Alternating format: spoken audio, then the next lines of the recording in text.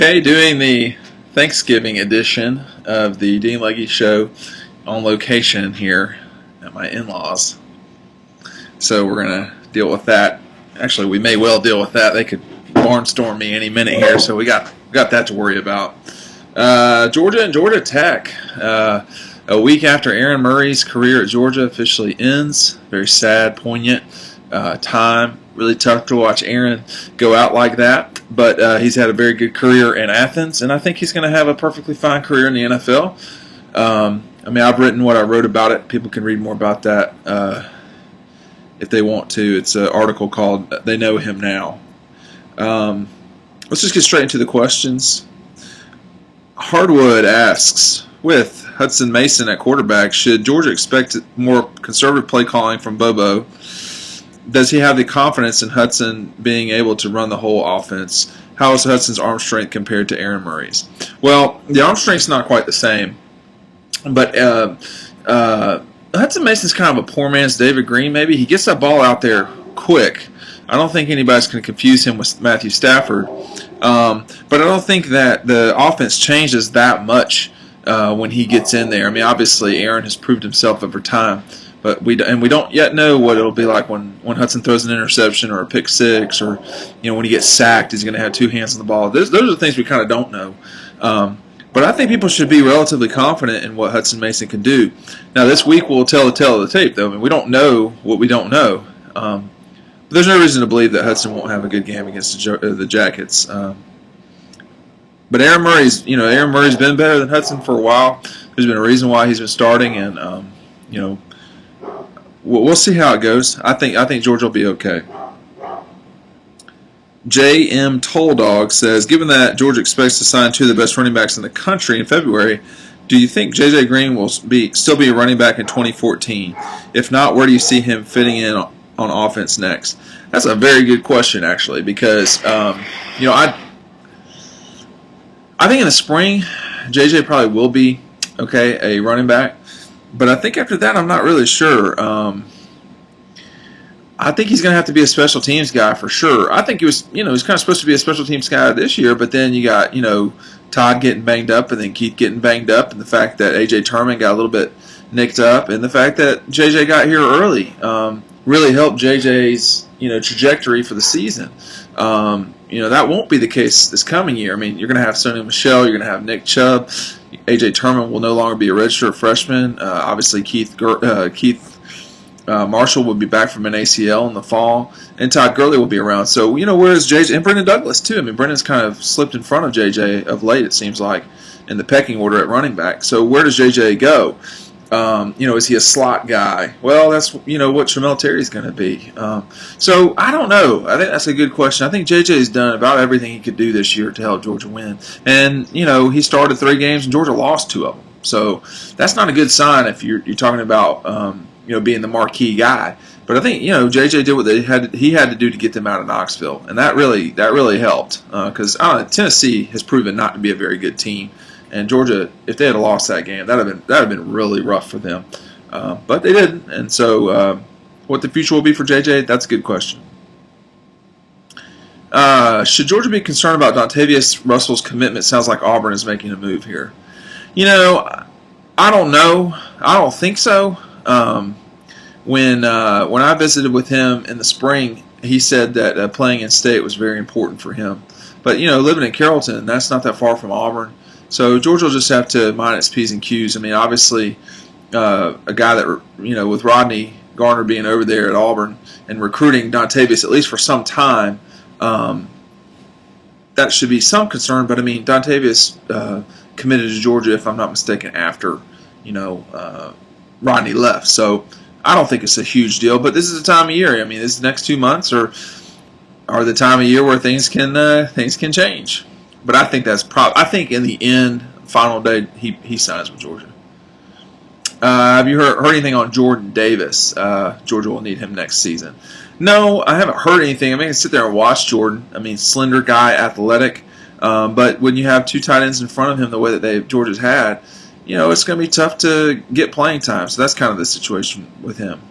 And then final question from this guy. Does Georgia need an indoor practice facility, or is it a big waste of money? Well, the answer to both of those is different because they're not the same thing. Is it a big waste of money? Well, probably it is a big waste of money. Do they need it? Well, this week they've gone to Flowery Branch 2 days in a row. Okay, because of the rain. So that kind of answers the question. Do you need it? You don't need it, but it would be nice. And then I don't know why anybody cares if Georgia. Why are people so fundamentally against Georgia having that? Is beyond me. I mean, it's not your money. It's not. It's the television network's money. They're the ones that are. I mean, I don't get that. I think whatever you can get is what you get, and it's perfectly adequate for Georgia to have indoor practice facility. I mean, to act like it doesn't rain or there's no lightning and thunder in Athens, Georgia is crazy. Dressing or stuffing? You know what? I'm not really either. I'm not the guy that does either. I kind of go overboard on desserts. So that's kind of my issue. A black flag or raid. We don't really have insect issues either. So I don't know. I think the key to a good Thanksgiving is make sure the in-laws eat enough food to where they're not going to change the channel. Mine get a little bit brave. They think it's time to watch the Food Network and do-it-yourself TV. They should know and understand that things always should be on football, period. Preferably college football if possible. But, we're not averse to the NFL around here. We're definitely not going to be watching Lifetime. We're not doing that. Here's a question. I know Kentucky isn't a great team, but the defense took a huge step forward in that game. Did the light come on? Todd Grantham looked like a wizard dialing up plays. Well, I mean, I think they've played better as the year's gone on.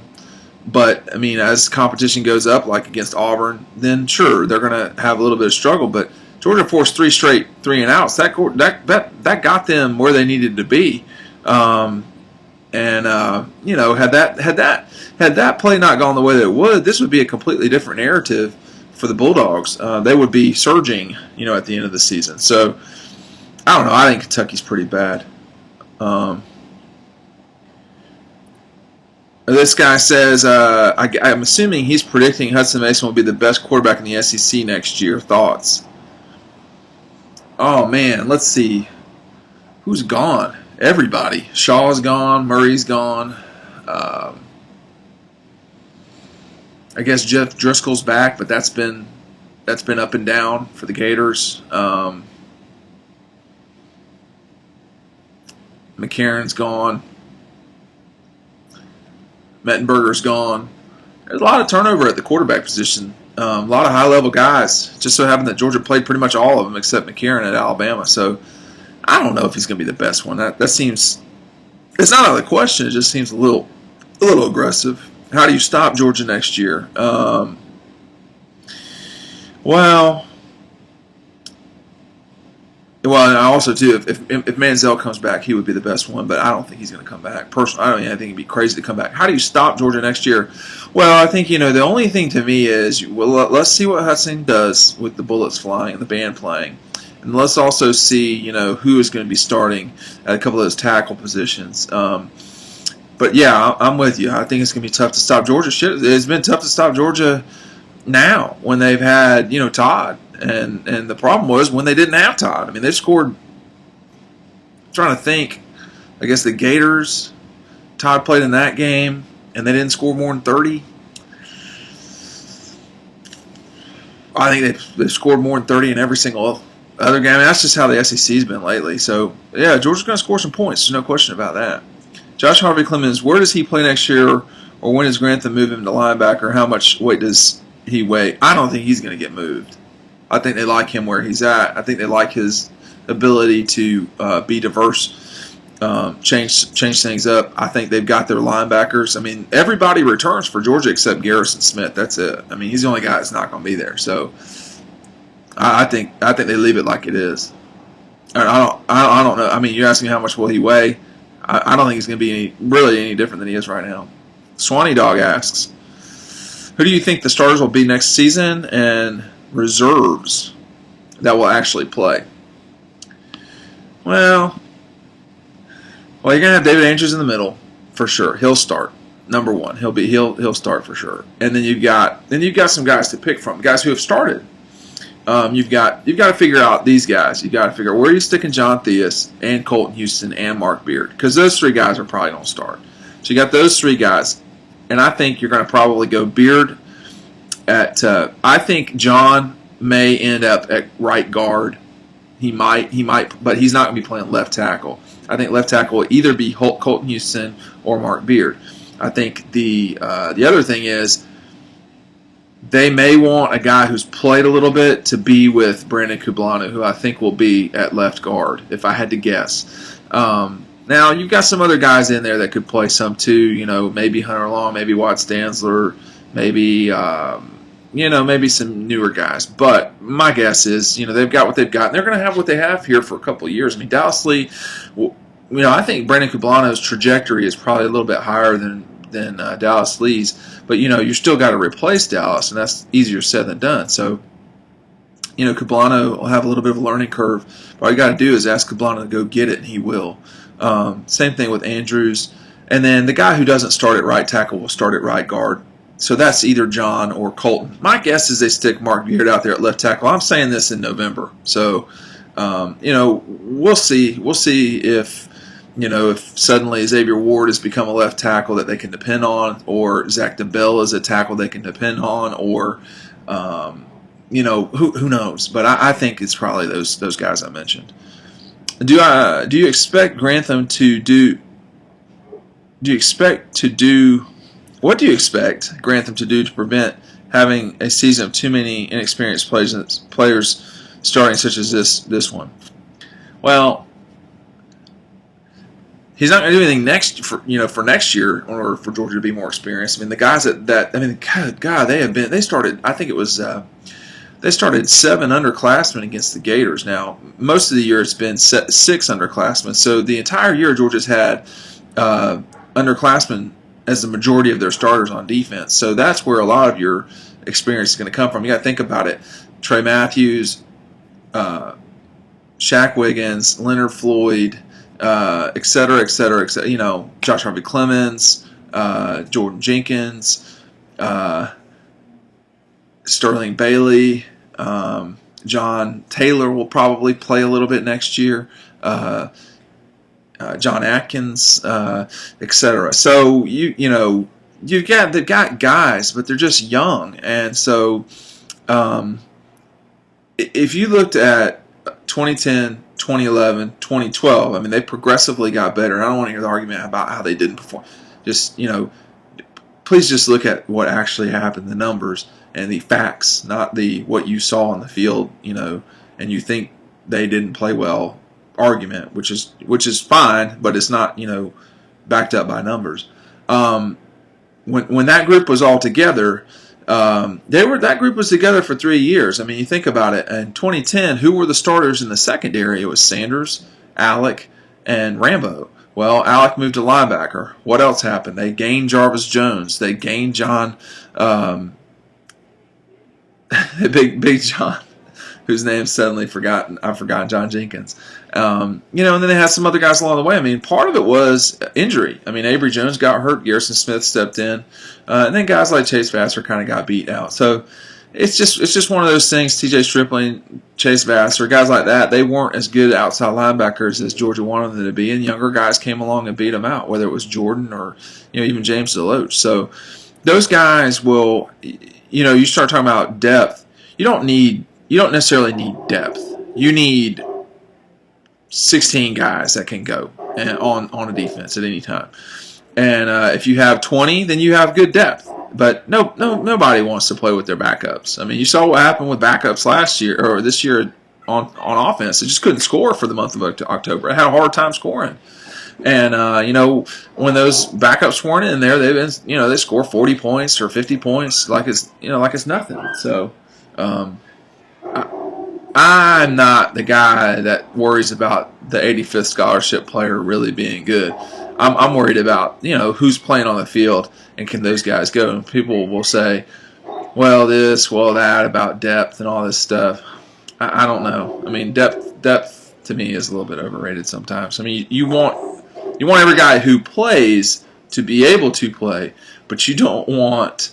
I mean, you don't want J.J. Green to start for you necessarily if you have Todd Gurley and Keith Marshall. J.J. has turned out to be their number 4 running back. He started 3 games for Georgia, if I'm not mistaken, or at least he had the bulk of carries in 3 games. That's not the type of depth you want to develop. You don't want those guys to play. You want your studs to play, and that's how it goes. Now, I don't mean that bad towards J.J. That's an example, and younger guys at Georgia are going to get a chance to play. They got to earn it too. I mean, if you're not good, you're just not. If you're not going to crack the starting lineup, then you're not going to play. That's how it goes. This is not a question. This is really more of a statement. I am a homer. Let me try to read it like Ron Burgundy. I am a homer. No, it is a question. Excuse me. Am I a homer for thinking that Todd Gurley is the best running back in the country? No, I don't think so. I mean, I think Todd really is the best in the country. I think if he were elsewhere, he would be killing people. But Georgia offensive line has played okay too. The combination of those two has been pretty good. But Todd, listen, let's not be stupid. I mean, Todd has made a big difference. No question about that. And then here's a question from Dogs Rule 73. I'm too lazy to look it up, Dean, but Georgia Tech's defense is ranked pretty high in run defense, and I believe overall defense. I would love to see you, if you have a chance to take a look at the defensive stats and compare them to the offensive competition they face. I did do that.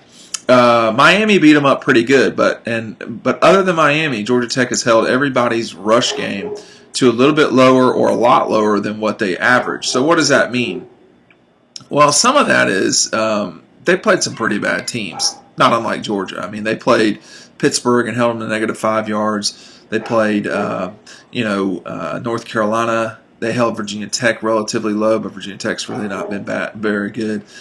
Tech did play a couple of teams. Now I'm not including Alabama and A&M, and I'm not including Elon. So those 2 games really helped Tech for sure. But I didn't look at those. Games. I looked at BCS level games. BYU lit Tech up. Miami lit Tech up. Now not on the ground, they're just on the scoreboard.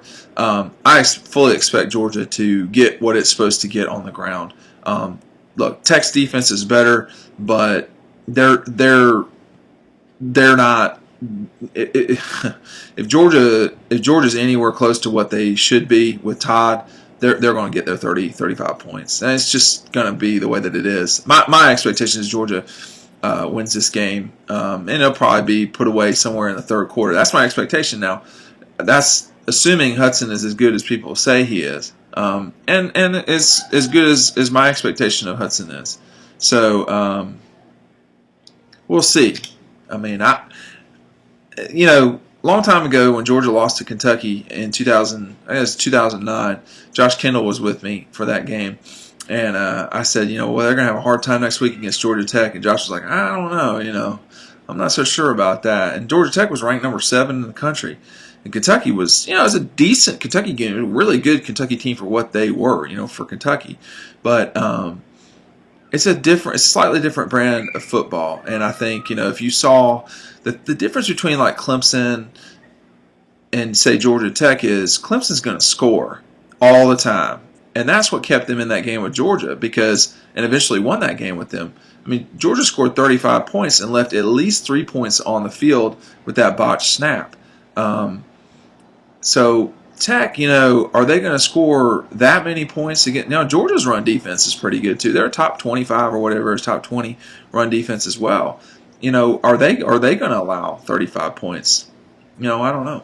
But all the pressure's on Hudson on this one, and I think if you're Georgia fans, you should be relatively comfortable with that. They're not going with Bryce Ramsey right now. You know what I mean? They're not going with someone who's never played. Hudson played a fair amount in that. Actually, Hudson's played a fair amount lately. You could make the argument he's played as much as Aaron in 2 of the last 3 games. So when they played Appalachian State, Hudson got in there for probably most of the second half and looked very good against them. And then he looked pretty good against the Cats too. So nothing wrong with Hudson, but he's not Aaron Murray, and people need to get that out of their brain and just let the kid be himself. And if he does that, Georgia's going to be fine. So Dean Legge's show is going to sign off here. I would tell you some sort of corny Thanksgiving joke, but Nobody wants to hear that stuff. Okay, we'll see you after the tech game.